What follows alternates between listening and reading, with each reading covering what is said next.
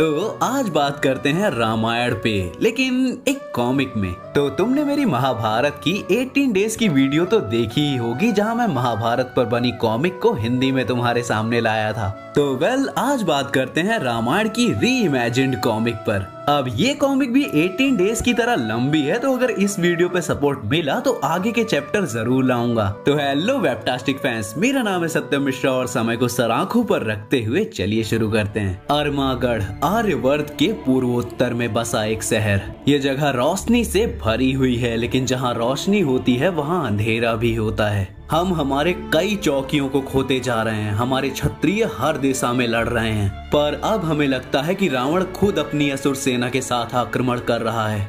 हमें हमारे जवान और सबसे विपुल क्षत्रियों को भेजना चाहिए इस बार। आपकी क्या राय है महाराज दशरथ? महाराज दशरथ बोलते हैं, हमें आर्यवर्त के दूसरे राज्यों से मदद लेनी चाहिए। इन असुरों की सेना हमारे रोज के जीवन यापन पर एक बहुत बड़ा खतरा है। पर तभी कैकेयी बोलती हैं, नहीं महाराज, हम उनसे मदद मांगकर हमारी प्रधानता को नीचा नहीं दिखा सकते। उनमें से कई तो हमारी तरह इंसान भी नहीं।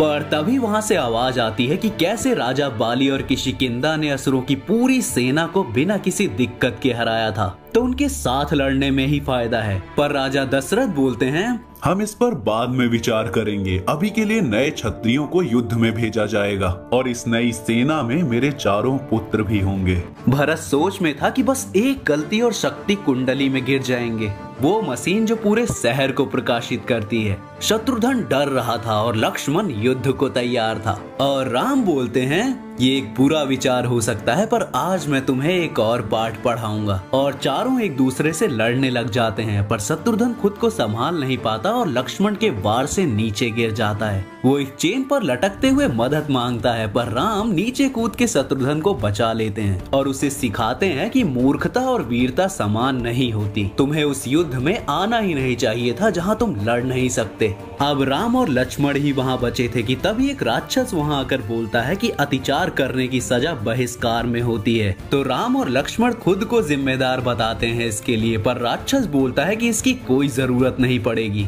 अभी के लिए महाराज ने तुम सबको बुलाया है, और वो सब राजमहल की ओर जाते हैं। लक्ष्मण बोलते हैं कि हमारे पिताजी, आखिरी बार उन्होंने हमारा चेहरा कब देखा था? राम कहते हैं कि रहने दो लक्ष्मण, उनके वृद्ध कंधों पर पूरी इंसानियत की जिम्मेदारियां हैं। वो सब वहां पहुंचते हैं। राम अपने पिता को प्रणाम करते हैं कि तभी लक्ष्मण बोलते हैं, हम सबको दूसरे भी काम हैं, तो क्या हम ये पारिवारिक मिलन को जल्दी खत्म कर सकते हैं? राम उसे चुप कराते, पर राजा दशरथ बोलते हैं, मैं समझ सकता हूँ राम, मैं अच्छा पिता नहीं बन सका तो मैं लक्ष्मण से अच्छे वचन कैसे मांग सकता हूँ। मैं कुछ बोलता, पर लक्ष्मण सही है, ये समय सही नहीं है ऐसी बातों के लिए। असुरों के निरंतर आक्रमण से नए क्षत्रियों को भेजने का समय आ चुका है, और इस बार तुम चारों उनका भाग होगे। ये हैं खुंदगिरी, ये दक्षिण में हमारी खानों के ऊपर ध्यान देते हैं। तो भरत, अब से तुम इस चौकी के लिए लड़ोगे और शत्रुघ्न इसमें तुम्हारा साथ देगा। और राम और लक्ष्मण, तुम दोनों जनस्थान किले की ओर बढ़ो। लक्ष्मण चिल्लाता है,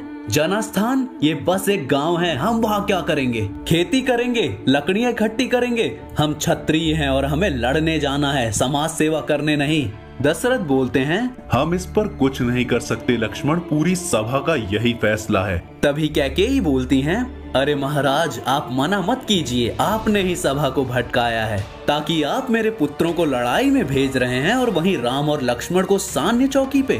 दशरथ बोलते हैं, मैंने अपने पुत्रों को समान माना है, ये तुम्हारे साथी थे कैकेयी जिन्होंने ये चुना। कैकेयी जवाब देती हैं, बिना शर्म के कैसे झूठ को छुपाया जा रहा है? सच बताइए महाराज, आप अभी भी अपनी मृत कौशल्या को नहीं भुला पा रहे हैं ना? तभी राम बोलते हैं, प्रणाम माता श्री, हम आपकी संतान नहीं है, पर हमने आपको माता ही माना है। आप बोलेंगी तो हम खुशी खुशी अपने भाइयों से स्थान बदल लेंगे। लक्ष्मण बोलते हैं, नहीं भैया, इस औरत के सामने मत झुको, हमारा जीवन व्यतीत हो गया इस औरत से माँ का व्यवहार पाने में। दशरथ बोलते हैं, राम, तुम अत्यधिक सम्मान के हकदार हो, पर रावण अभी प्राथमिक चिंतन है, तो जिसको जो बोला गया है वो अपने उस कार्य पे लग जाओ। और वो जयंत के साथ जनस्थान की ओर उड़ चलते हैं विमान में।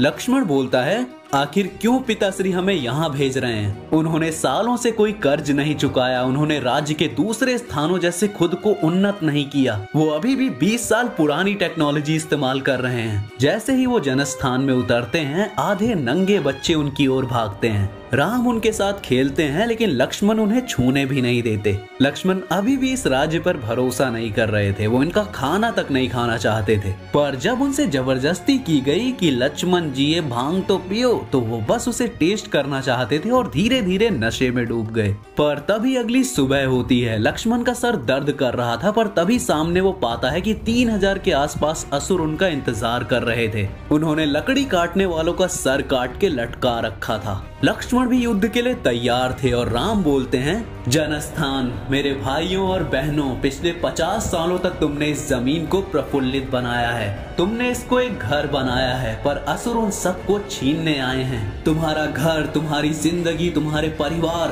तो आज हम युद्ध करेंगे, हम युद्ध करेंगे जीवित रहने के लिए। और उधर से असुर की आवाज आती है, आक्रमण। तो ये था फर्स्ट चैप्टर मॉडर्नाइज रामायण में। अब तुम नोटिस कर सकते हो कि ये भी 18 डेज की ही तरह ये भी ओरिजिनल से अलग है, थोड़ी मॉडर्न है। वो बोलते हैं ना कि पुराने युगों में कुछ जादू नहीं था, बल्कि उनकी टेक्नोलॉजी हमसे बहुत आगे थी। बस उसी को लेके ये 2 कॉमिक्स बनी हैं। ये वाली पर इंडियन ने बनाई है, 18 डेज की तरह फॉरेनर ने नहीं। पर अब अगर तुम्हें जानना है कि आदि पुरुष से अलग ये री इमेजिनिंग कितनी अच्छी या बुरी है, तो उसके लिए तुम्हें अगले चैप्टर्स का वेट करना पड़ेगा। और वो चैप्टर्स तभी आएंगे जब इस वीडियो का रिस्पॉन्स अच्छा निकलेगा। तो लग जाओ काम पे, जल्दी से कॉमेंट्स में लिख देना चैप्टर 2।